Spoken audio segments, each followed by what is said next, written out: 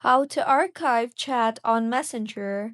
Hello everyone, I am Bishaka and welcome to our channel. Now let's get right into the tutorial. Firstly, go ahead and open the Messenger application on your device and make sure you are signed in. Now, go ahead and swipe towards the left on your screen beside the user whom you want to archive. You will then see the option for archive there. So tap on that particular option, and with this, that particular individual will be archived.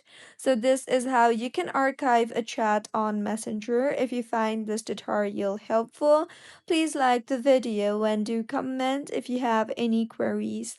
Also, do subscribe to our channel for more helpful tutorials like this. See you on the next one.